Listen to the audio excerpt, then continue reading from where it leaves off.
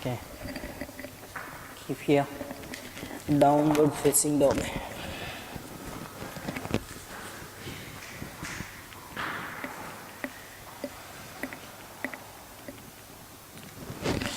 Press your shoulder.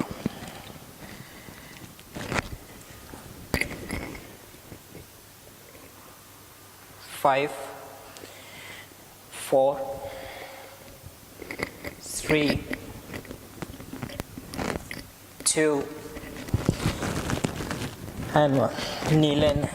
Your feet little open. Mở hai chân này. Ok. Chân trái thẳng chân lên. Nhìn hai tay. Nhìn hai tay. 5, 4, 3, 2, 1. Knee lên này. Xoay chân phải này. Ok. Ngập chân trái. Tay phải cầm chân này. Chân cao lên, knee lên.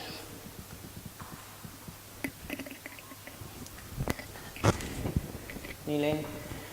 5, 4, 3, 2, 1. Rồi tay xuống, shift vào. Thở ra. Hai tay.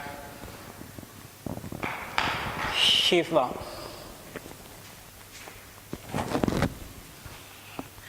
5. Gập tay. 4, 3, 2, and 1. Thở ra.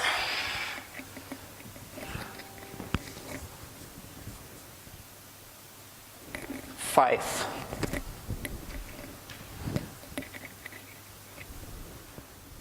2,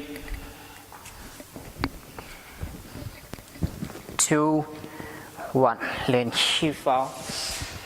Đây này.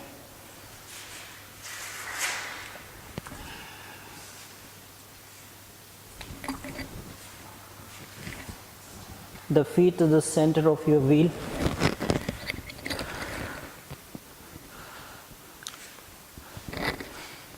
Chân trái thẳng. Hai tay.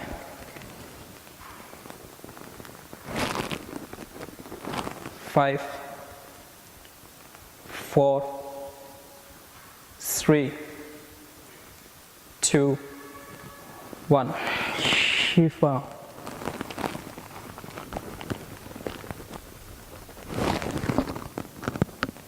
5,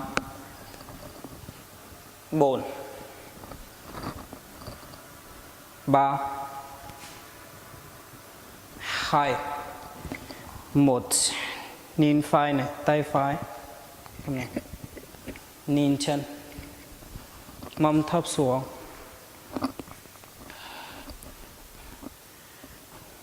5,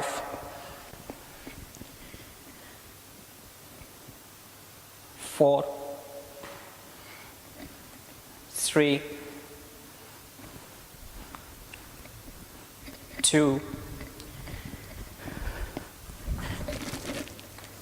1. Thở ra. 1. Chân trái thẳng. 5, 4, 3, 2, and 1. Vào, knee lên. Chân. Under your thighs. Chân trái gần. Lưng. Keep balance. Hai tay.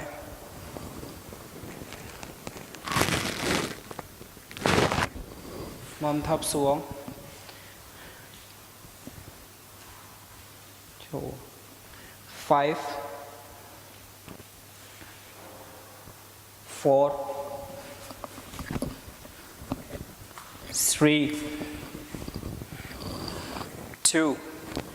1. Chân này.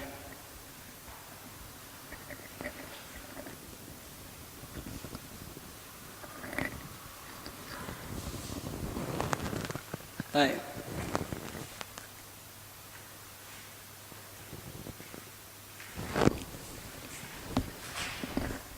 tập trung. Make balance. 5 4 3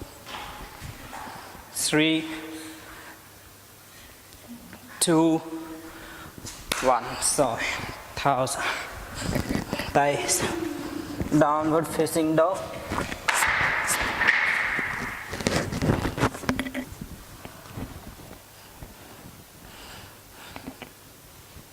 Năm, 4 3 2 1. Đi lên, chân phải thẳng chân cao lên.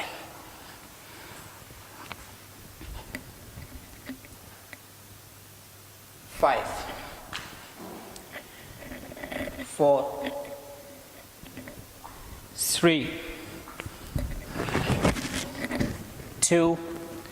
1. Nhìn này, sai chân trái này. Ok, ngọc chân phải, tay trái. The left hand catch right ankle and stretch your legs cao lên. Use your back as you can. 5 4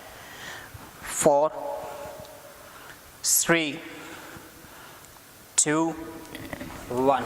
Tay xuống, shift vào. Thở. Shift vào.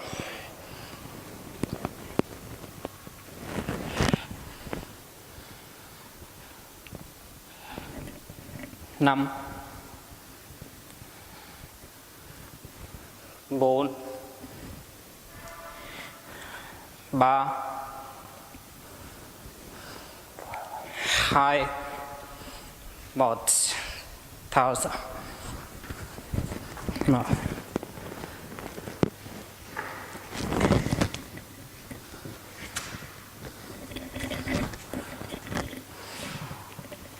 Chân phải thẳng. Và mình xuống nha. Keep balance. Tay. Chân phải thẳng. 5 4 3 2 1. Hít vào.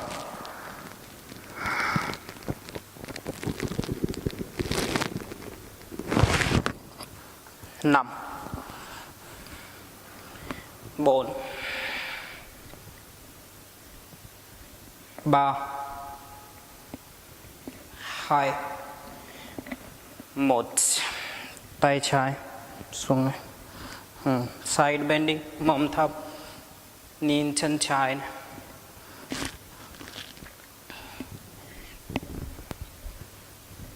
5 4 3 2 1.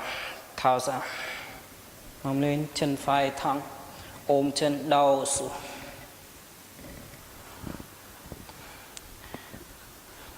5 4 3 dùng 2 1. Lên, shift vào chân này. Thẳng.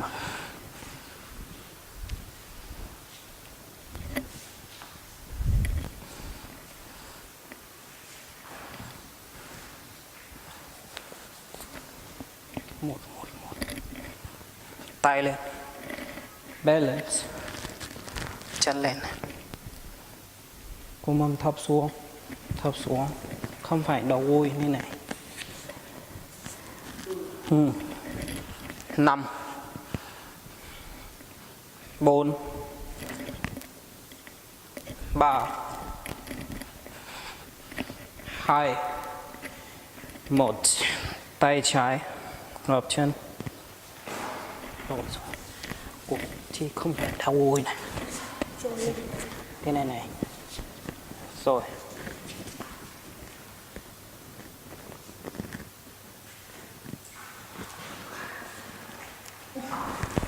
tập trung. 5 4 xuống 4 3 2 1 tháo ra mở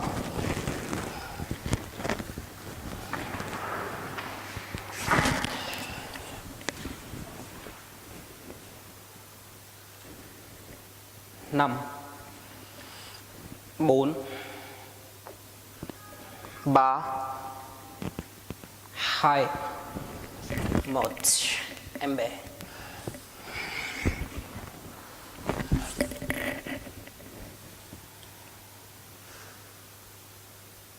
Five, 4, 3,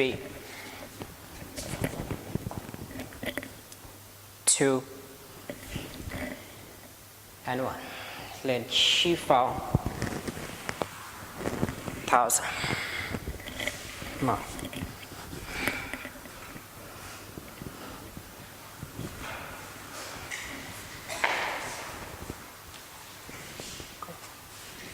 Nhìn tôi xuống thang xuống đúng rồi, lên rồi ok. The lower back trên lên một tí đi, trên lên thảm vào ok. In your chest, tay, keep your hips down, head touch with your wheel. 5 4 3 2 and 1. Hai tay lên này, hai tay lên, ngâm thấp xuống, ngâm thấp xuống. 5 4 3 2. Thẳng lên nha, từ từ mà chân thẳng này, đầu xuống, tay xuống, hai chân thẳng, hai chân thẳng, đầu xuống gần vị nha. 5 chân thẳng xuống, thì làm gì đây? Không phải lên. 5 4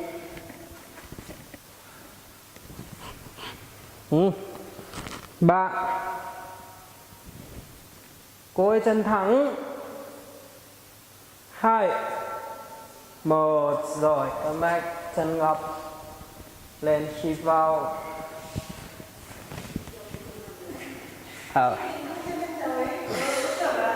Không phải chân thẳng xuống mà. Ok, next. Thẳng xuống, không là thẳng lên, lên là lên. Hai tay catch your beat. Ok, shift vào, hai khuỷu tay xuống nhé, đầu xuống, chân ngập, mâm thấp, wheel.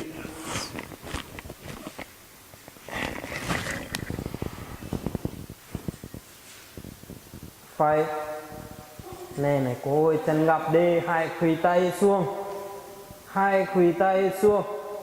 5 4 3 2 1 chân thẳng, chân phải thẳng chân lên.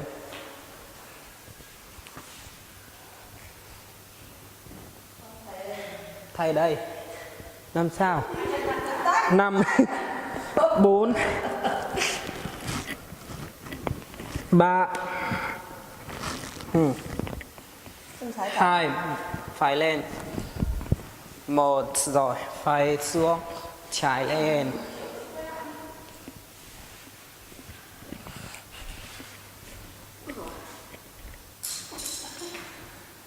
5 4 3 2 1. Xem qua 2 chân lên được không?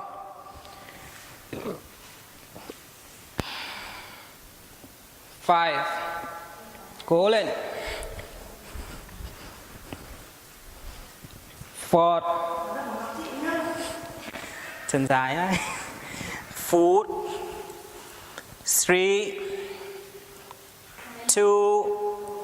3. 2. 1. Mở chân này. Mở open legs. 5. Buôn. Rồi này này. 3. 2.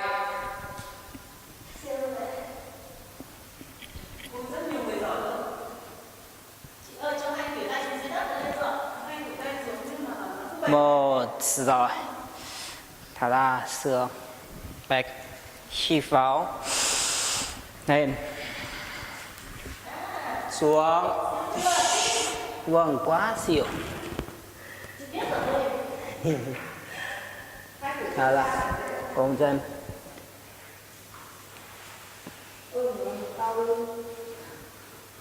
Nằm. 4. 3. 2. 1. Rồi, hít vào. Tháo ra. Next and last knee nha. Nhìn thấy đi. Nhìn thấy đi.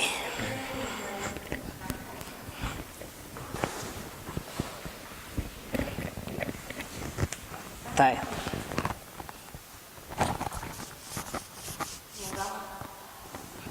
Không phải. Ok. Cái này. Nhìn.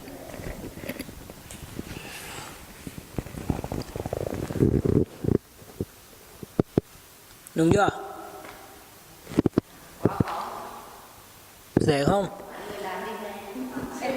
Dễ không?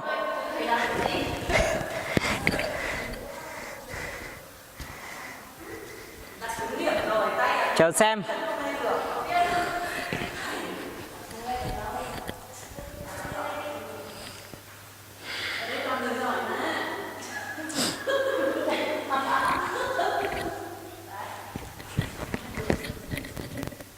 Cố lên. Sớ bụp. Vai lên. Tay xa quá. 5. Chân thẳng. 4.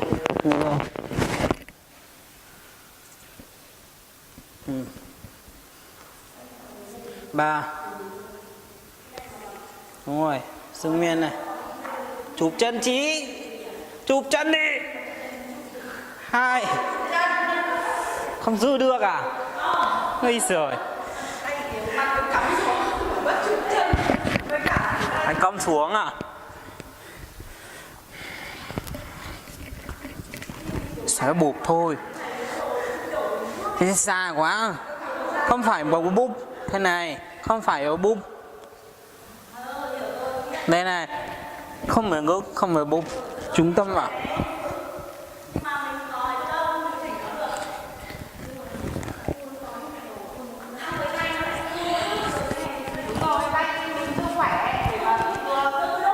Không phải, bây giờ không bén lưng nhiều. Y thôi.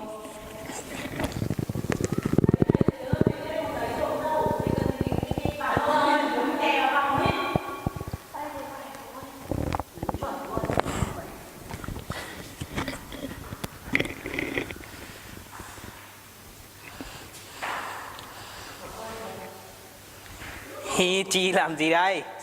Thầm trong nó sao? Vai lên này. Vai lên. Vai thẳng một tí này. Gần vào. Sao mở? Rồi, ok. Xung nguyên đây đi. Không giữ được à?